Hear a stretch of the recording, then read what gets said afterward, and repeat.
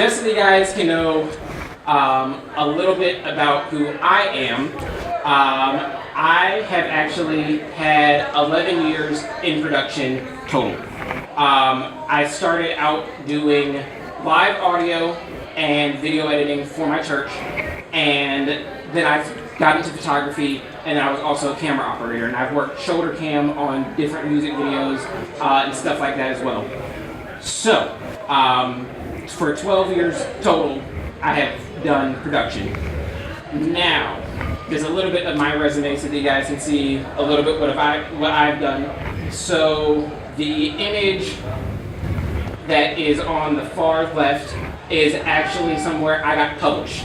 There's a rapper that I work with down in North Carolina who asked me to be his photographer, and so the All That I Can Do image, as well as the Team Nutso image that you see the Team Nutso one was actually up on Rapzilla, and the All That I Do is actually up on iTunes right now because I had the cover art for that album.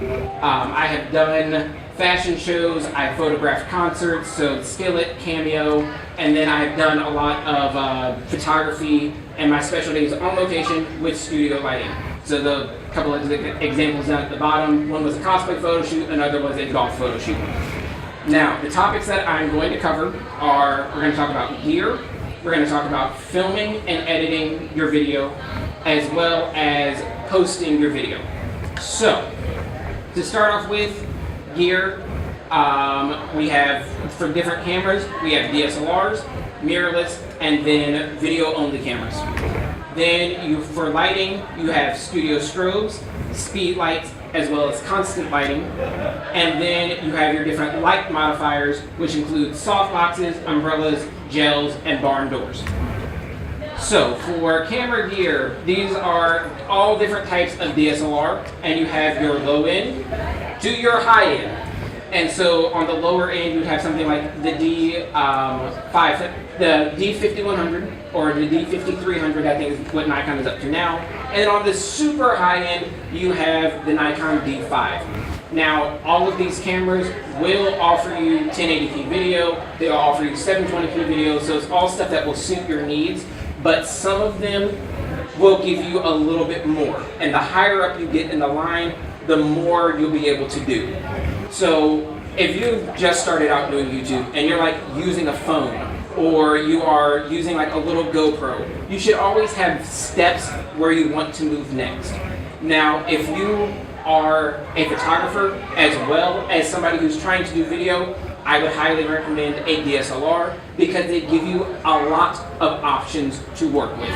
So you can change lenses, you can go out and do your photography, but then you can also take it back home and then do your video. And they work very, very well for shoulder rigs. And I've actually done a lot of footage using my D7000, which is what I'm recording on right now. And that camera is like 7 years old, but it still does 1080p video. So from there, you get into the newer mirrorless cameras.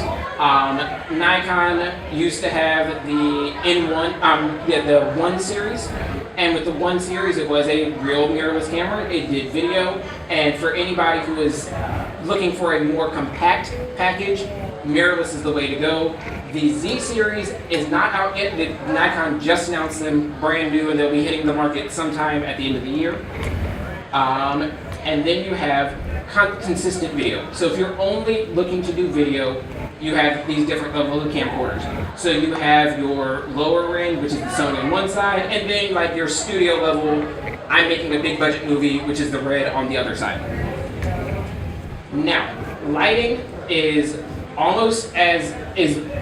actually, I would say, a little bit more important than the camera itself, because you can get away with having a lesser quality camera as long as you have good lighting. So if you are a photographer, your options include different types of speed lights,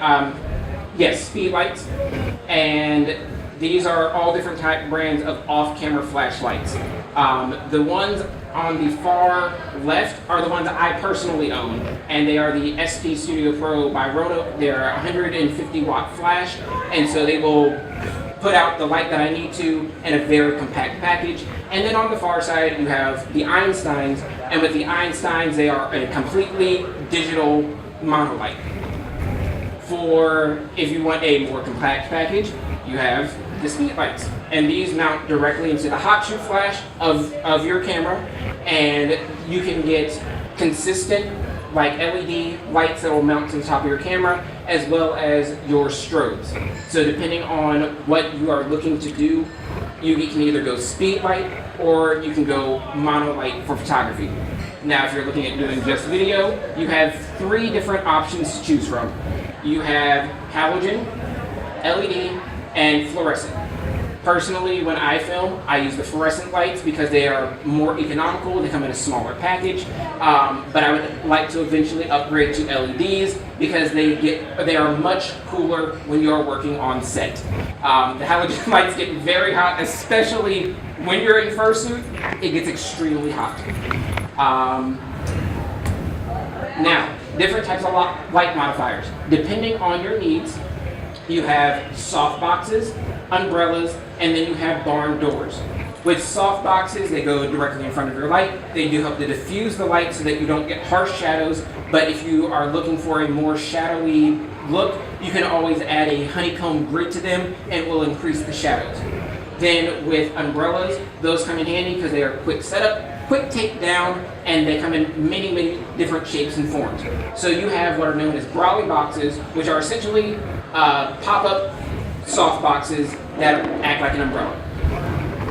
Then you have what are known as barn doors, and that is more used for consistent video because you can angle and direction the light in, and then you can also put gels in front of them to change the color of the light.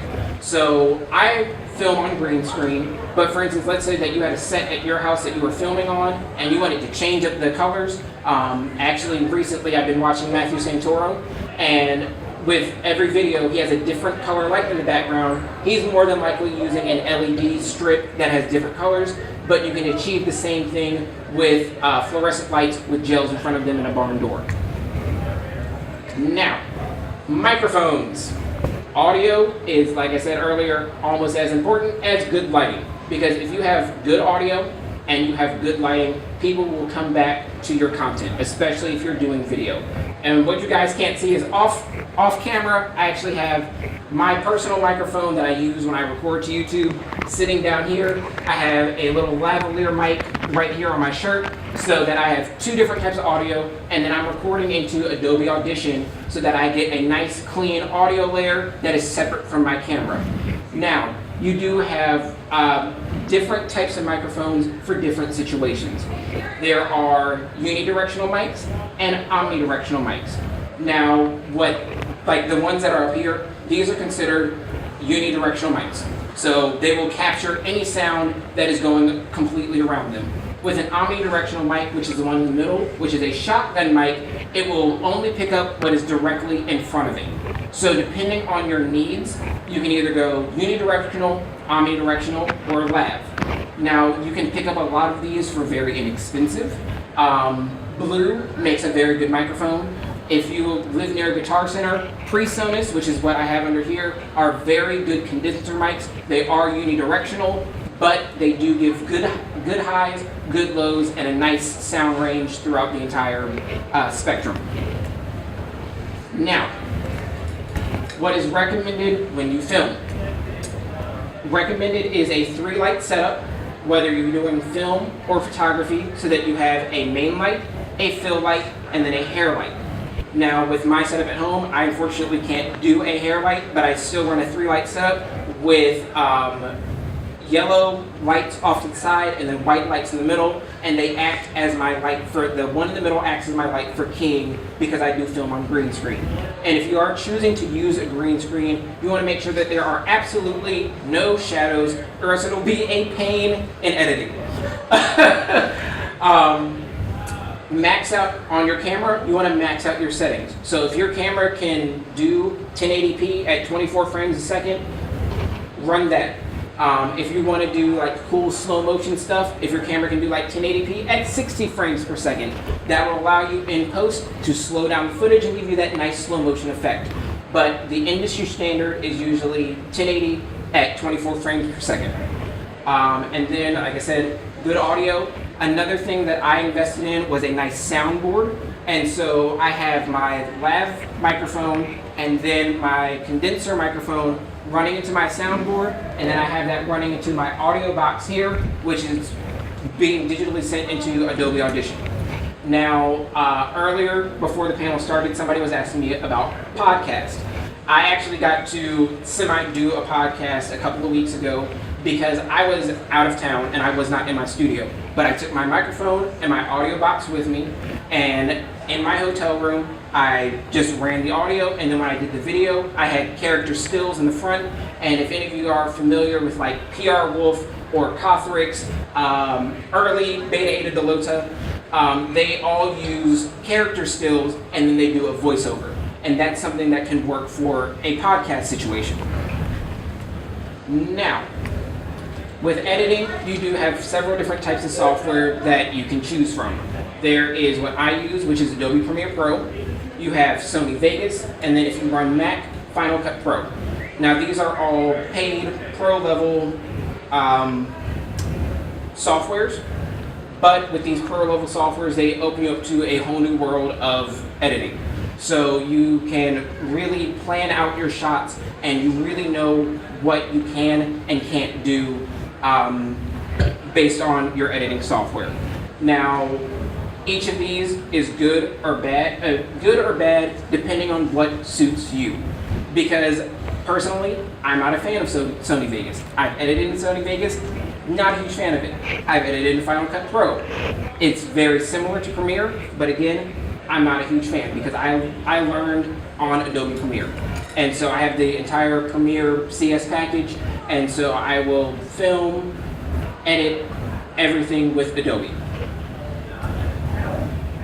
Now, the other thing is for photography and or thumbnails when you're making them for YouTube, and even for Instagram if you're doing photography, I recommend either Lightroom or Photoshop. Again, they are paid softwares, but Lightroom, when you bring your images in, it gives you a world of options to utilize. So you can really bring out your highs, lows, mids, especially, and I recommend if you're doing photography, photograph in RAW.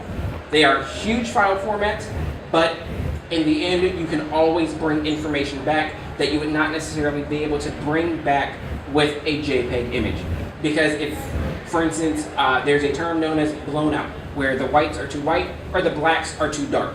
And if that image is blown out and it is a JPEG, there's no way of recovering that information. But with a RAW format, and I actually had this happen, I was photographing a Skillet concert, actually.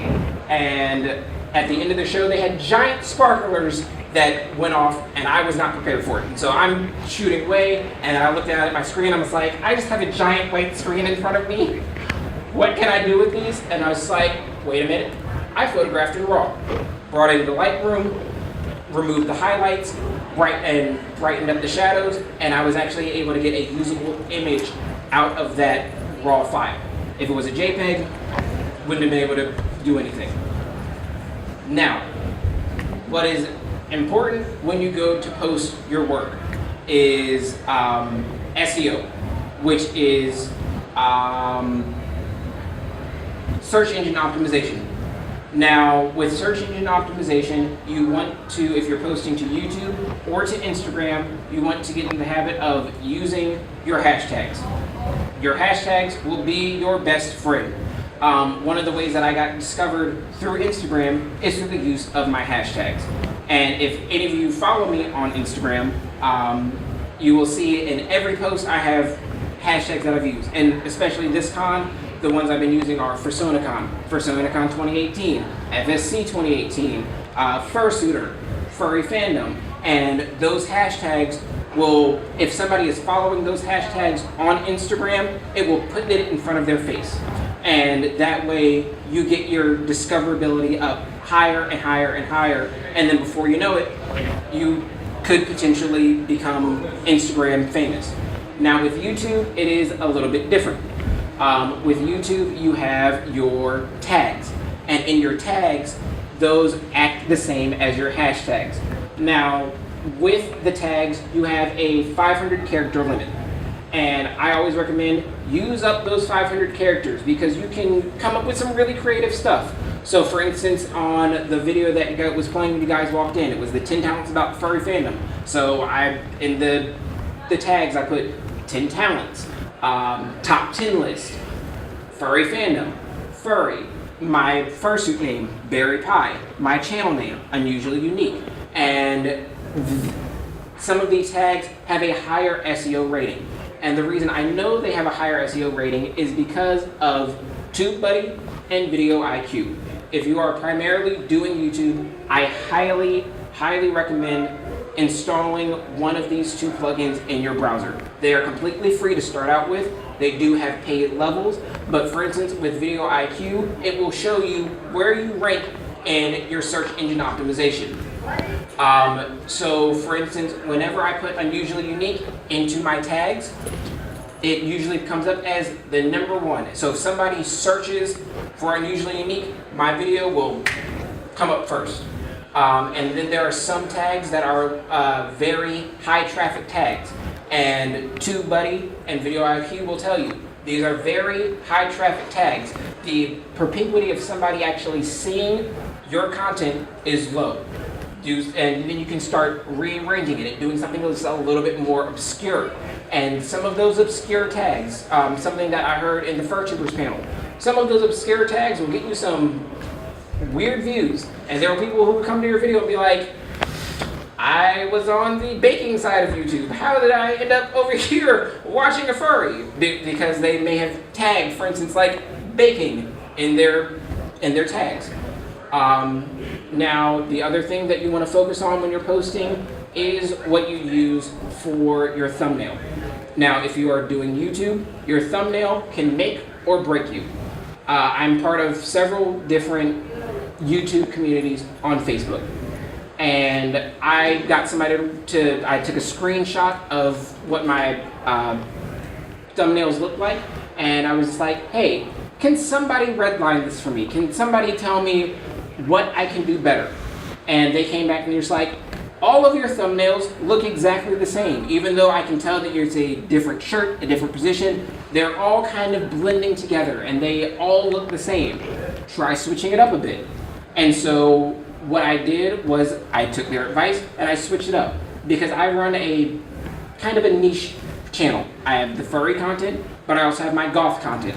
So everything that is goth content has actually I can pull up my YouTube channel. Give me just a second. What am I looking for? I know what I'm looking for. Escape. Mirror built-in display. Oh, that's weird. So, for instance, if I go to my channel, minimize. Thank you. These have a little bit different. It's got a different aspect ratio than my computer, so I can only see half of the screen. Zoom it out a little bit. I'm gonna make it big in just a second. I just gotta figure out.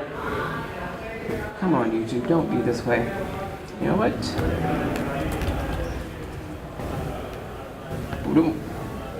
So, if I go to my channel and I go to my video tab, and you look across my video tab, you go away.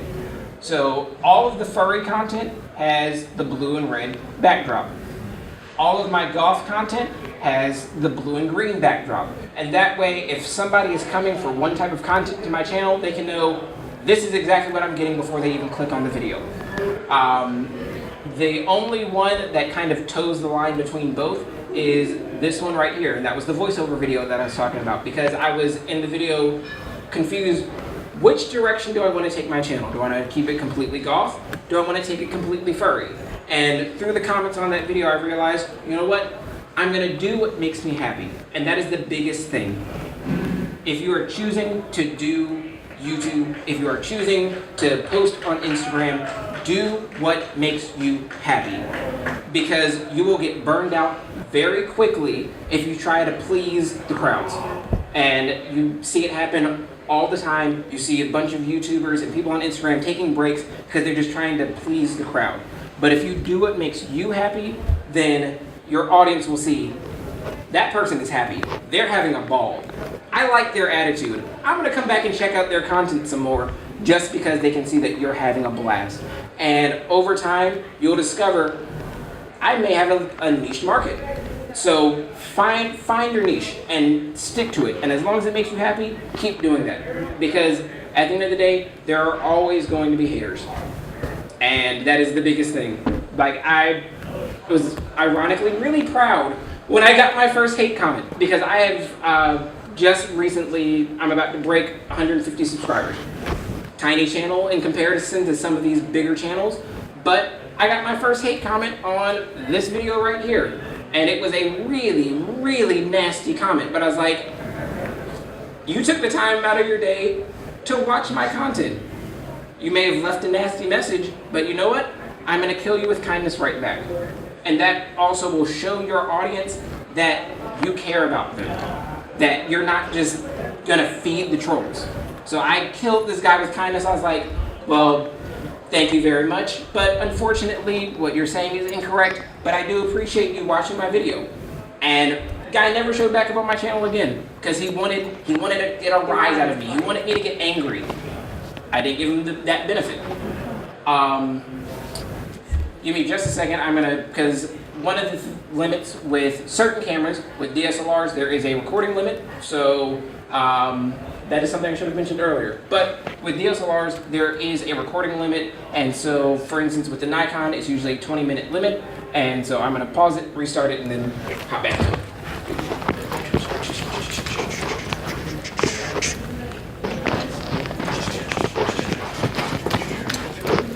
All right. So, that's the next thing. Try to engage with your audience. If you get a comment on a video, try as hard as you can to respond. For instance, this gentleman right here reached out to me because he saw my content. He liked my content, and I was posting on Furry Amino, and I actually ended up getting a feature, didn't even know. And he reached out to me and was just like, hey, I'm at the convention. I really want to meet you. I like your content. And I ended up meeting him the day before my panel started. And it was a really cool feeling to have somebody enjoy my content. And actually, quite a few times over the convention, I actually went and looked on the comments of my last video. And people were like, oh my gosh, I saw you at the con. It made me so happy. I saw you in suit. I love your suit. And it's a really weird experience for me to be on the other side of the praise and adoration, because I'm usually the one who's scrolling through the YouTube comments and on everybody else's YouTube channels talking about, oh my gosh, you're awesome. And so to be on the other side of that, it's really cool, but it also helps to build me up to realize I can keep doing this because it's helping somebody else. It is brightening somebody else's day. So, back to search engine optimization. I got off on a little bit of a tangent, but you want to be able to pull your audience through your tags.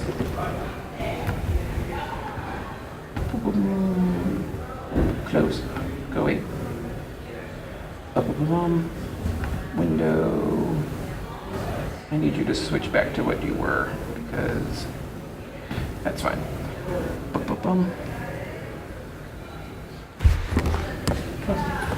Are you guys seeing what I see? Okay. So back to search engine optimization, TubeBuddy, all that good stuff. Now, another thing under search engine optimization is your title. Your title does play into your search engine optimization. And a lot of time, if you have an engaging title, it should not be clickbait, because you will lose more views than you will gain views if you have clickbaity titles. But you want something interesting that you're actually doing in the video. So for instance, the last video I posted was how to prep for a con. And even though it was kind of clickbaity, I really was talking about, this is how I'm prepping for the convention. And it drew an audience. And in it was one of the video that actually performed very well in the first couple of hours. Usually my videos get maybe 2, 3, 4, 5 views in the first day. This one, before I went to bed, was up 20, 30, 40 views because of the engaging title and the engaging thumbnail. So usually try to plan out your titles beforehand. So have something in mind and then work towards that goal for posting. I'm going to switch gears a little bit and talk about photography. On Instagram, you cannot post from your computer. But one of the best things that you can do is if you go out and do a really nice photo shoot, go through, edit your images, get them looking exactly how you want, and then transfer them to your phone and post them from your phone. And that way you get your nice high quality image, edited the way you want, and it's still getting in front of your audience. And also, don't be afraid to go back and re-edit your work, especially with photography, because there was an image that I put out several years ago, and when I first edited it, I thought it looked great. And I talked to my photography mentor, and he's like, that looks really dark. You should probably re-edit that. And I was just like, no, it looks good. And then I sat on it for a while, and then I went back and re-edited it. And when I re-edited it, I was like, wow, he was right. He was totally right. So, 1, don't be afraid to re-edit your work, and 2, don't be afraid to receive constructive criticism, because constructive criticism can be your best friend. Another furry YouTuber was doing a live stream on his channel, and he was doing channel reviews, and he picked my channel, was telling me how much, he's like, and this guy is a well-known furry YouTuber, and he was just like, I love your banner, I love your thumbnails, I absolutely love the energy that you're putting on camera, but watch the times of your videos, because if you scroll through my channel, a lot of my videos do go on for 20, 30 minutes, but that's because I was trying to shove a lot of content into a short amount of time, and I was like, I don't want to break anything up, But one of the constructive criticisms yesterday from the FurTubers panel was, if you have a long video, don't be afraid to break it into parts. Give it a cliffhanger, and one, that'll put more content on your channel, because you've done essentially 2 videos for, you filmed 2 videos in one sitting, and on a cliffhanger, you get a short video, and then your audience is going to want to come back to find out, well, what happened at the end of that story? I need to know more. And it's like, well, come back next week. So kind of like a TV drama.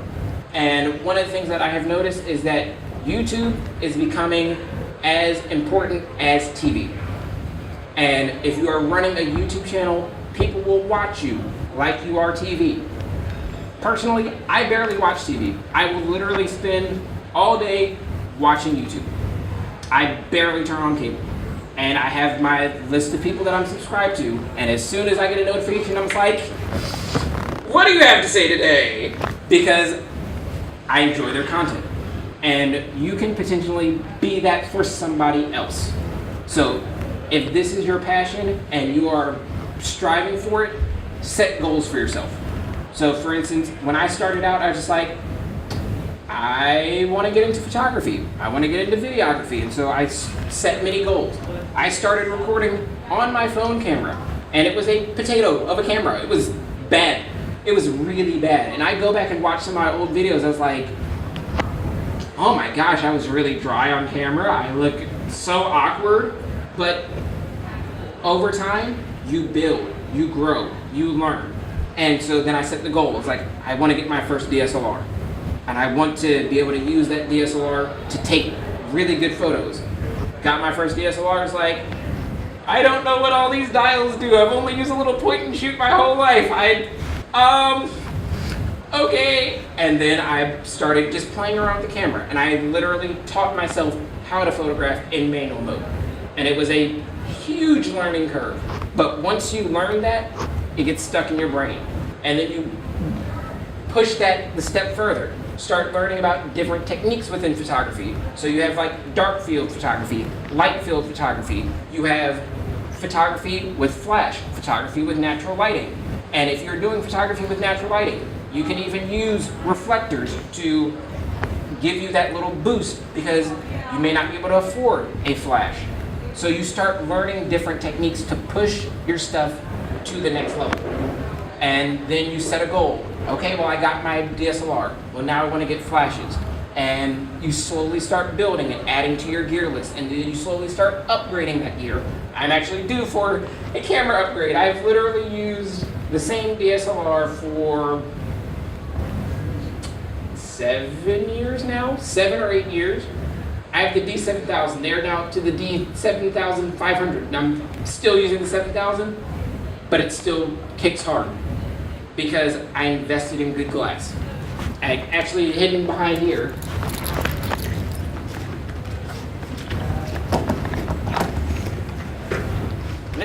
These are my babies. These are my lenses. And with lenses, especially with the DSLR, it will give you the freedom to not only photograph more, but film more. Because this is a 70 to 200. And it is a completely manual piece of glass because I buy older lenses because some of the older lenses put better glass in front of them than the modern digital lenses do. But if you can invest in the good digital glass because you don't know how to manually pull focus, then invest in good glass if you get a DSLR. Because your glass will carry with you, especially if you stay within the same brand. I personally am a Nikon fanboy. Always have been, always will be. But for instance, if you have Canon, then start investing in that glass so that as you add and upgrade your camera, your glass will carry with you. Because, as I said earlier, you can have a lower end camera, and as long as you use different techniques, you will be able to fool people into thinking you have something a lot better than you do. Because a lot of the people on my YouTube channel don't know that I'm using a 7-year-old camera. They don't know that I'm using I think it's like a $25, $30 microphone.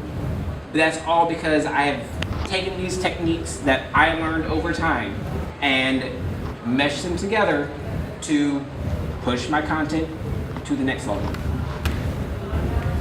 Any questions? Yes. Where do you buy a lot of this stuff? So, eBay, Amazon, and B&H are going to be your best friends. If you are a student, B&H has a student deal and they will give you discounts on your gear. I bought a lot of my stuff off of eBay, but I made sure that the seller was a reputable seller. I also bought a lot of stuff off of Amazon, and again, made sure it was a reputable seller. And I made sure that if I was buying on eBay or Amazon, I looked out for sales, and I looked out for deals. And as long as it was a reputable buyer and it was at a good price, I would snatch it up. So those are my top 3. I personally would not trust Craigslist. I personally would not trust OfferUp. So if you're shopping online, because camera stores in person are few and far between. I think the only camera store that I know still exists in Virginia is Ritz Camera, and it's up in Lynchburg.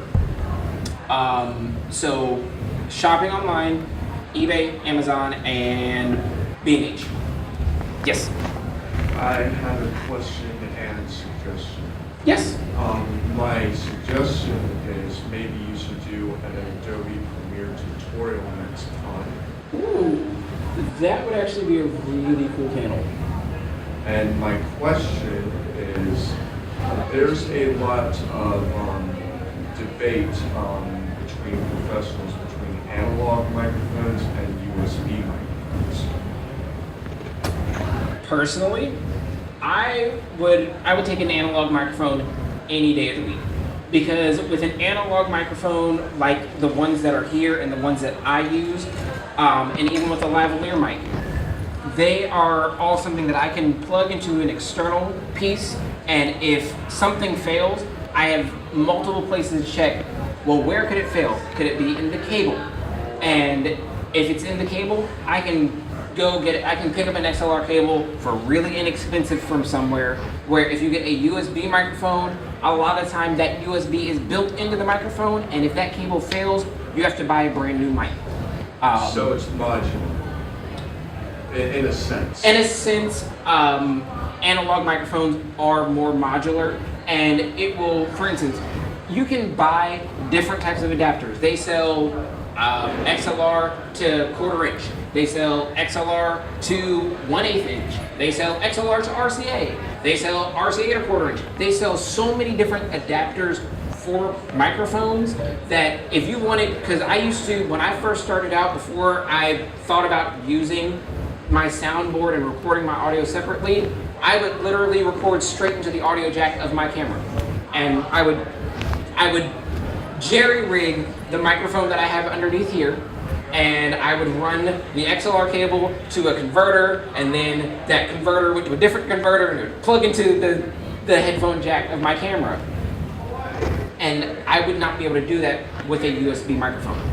So analog microphones do give you more options. I know I'm very long-winded, I'm sorry. I'm tired. I was yawning. You know, you're good. You're okay. It's been a long day for me too. I'm staff as well as a panelist, and so it's been a long day. You're good. Do you have any questions? I don't know. It just intrigued me when you were saying you take both sides in videography and photography, because I myself bought this D3300. Good camera. Good starter camera. I was working at Walmart, and I work right next to the the photo center, and I was just like, there's a Canon. Probably the T5i is what they're up to now. Yeah, I think it was the T5, no, the T6, actually, right? It came out with the T6, didn't it? I think they have come up with the T6. Yeah, I think it was the 6. Yeah. I was thinking about getting that, and then I saw that this one was 600, and she dropped it down to like 225 because they were coming out with a newer version. Mm-hmm. The new version like came with like Bluetooth to send photos wirelessly or something like that. So I bought that, and I thought it was cool, and I got landscape photography. Oh, sweet. Yeah, so like I do like long exposure photography, like you were saying. I don't have a flash or anything. I've never learned how to use a flash. I didn't even know what my hot shoe was for when I first started. So, funny thing about long exposure photography, our photography guys who are here this weekend, that's exactly what they're doing. They are using a pre-curtain flash and leaving, because when they press the shutter button, their flash fires, and then the mirror on the DSLR is staying open so that they can do the light painting. And so the way that they're able to do that is that pre-curtain flash. And so if you want to do light painting and freeze your subject, you flash them, paint your object, and that way you get the effect that we're getting in our photography room here. Okay, yeah, I've always wondered about that because a lot of times people want to get in my photos because like I do landscape, and usually I have I like to use the rule of thirds. Pretty sure you know about that. And then there's usually the ground right there, and they want to stand there. And I'm glad you said that because I never knew how to freeze an image there without them trying to stay still. And it flashes. So since your higher focus is photography, aperture, shutter speed, ISO. Learn those 3 like the back of your hand because they will save your skin a lot of the time. When you're doing flash photography, many cameras have a stopping point where the flash won't take anymore. So usually that stopping, one more time? No. Not yet, yes, but no, shutter speed, I'm sorry, I misunderstood what you're saying. The f-stop is the same thing as your aperture. But when you're doing flash photography, there are some cameras that will allow you to go up to 1/200th of a second. Some will even allow you to push to 1/250th of a second. But if you go beyond that, you get what's called side curtain flash. And so you'll get black bars at the top, black bars at the bottom, light in the middle. Because your camera is moving faster than the light could get back into the sensor. So if you're doing flash photography, you need to learn where your camera is going to stop within that range. And then if you're trying to, for instance, freeze motion, then depending on the scene around it, if you're not using a flash, you can bump your shutter speed up as fast as you need it to go to freeze the motion. If you are using a flash, again, that side curtain like we were talking about will again help to freeze the scene. But with a long exposure, it's a hair different than trying to freeze action. Did that answer your question a little bit? Yeah. So aperture and f-stop are interchangeable. The lower the number, the more light will be allowed in. So if it's, for instance, like f1.8, that is going to be a faster quote-unquote lens than like an f5.6, because 1.8 is and I can actually show you because I have old lenses. So this is a f1.8, and if I open the blades of the aperture up very wide, you can see there's all that glass that it can shoot through. Now, if I stop it down, it makes it very small. So this is at f22, and at f22, it's pinhole size. At f1.8, you get the whole kit bang caboodle. Oh, and that also helps with depth of field, right? Correct. The higher the f-stop, the deeper your depth of field is going to be. The smaller the f-stop, the shallower your depth of field is going to be. So if you're trying to achieve a nice bokeh and a nice creamy background, you're going to want to shoot closer to that f1.8 if it's a 1.8 lens. If you want to get very far in the distance, you're going to want to shoot closer to like f8 or f22 because it's not going to compress your depth of field as much.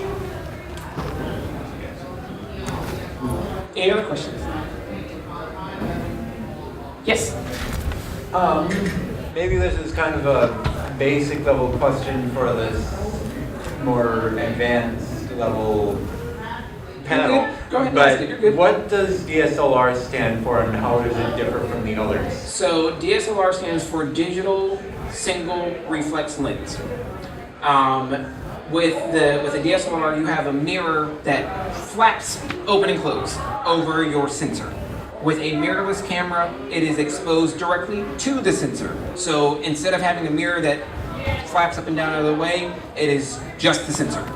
And then with the video cameras, it literally is, again, essentially a mirrorless camera if on the lower end. It is a mirrorless camera with a prefixed lens in front of it, where as you get further along the line, you do get interchangeable lenses in your video setup, but those lenses are very, very expensive. Did that answer the question? I think so. Okay. And then also within, since you're asking about DSLRs, there are different ranges. You have your crop sensor and then your full frame. Full frame is going to mimic a 35mm film camera, where crop sensor is going to reduce the size of that image down smaller than the sensor. There are advantages and disadvantages to it.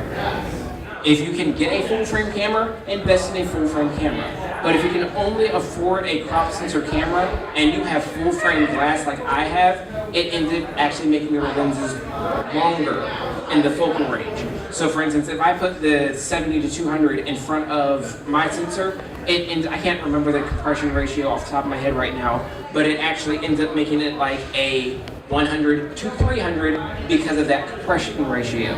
So my base lens that I always use is a 28 to 85, but since that is a full frame lens, that is more like a 50 to 1, or like a 50 to a 95 or something like that because of that compression. Any other questions? I'm also just gonna check the time, see how we're doing. Hey. It is 9:34, and what time was my panel supposed to end? 10:15, 9:34, 10:15. Actually, since we do have a little bit of time, I could do a editing demo real quick. And since are you more interested in video photography? I'm actually pretty oblivious in either regard. I was just kind of curious about this panel generally. Gotcha. Since we have a resident photographer in the house, I will actually do a quick photo edit.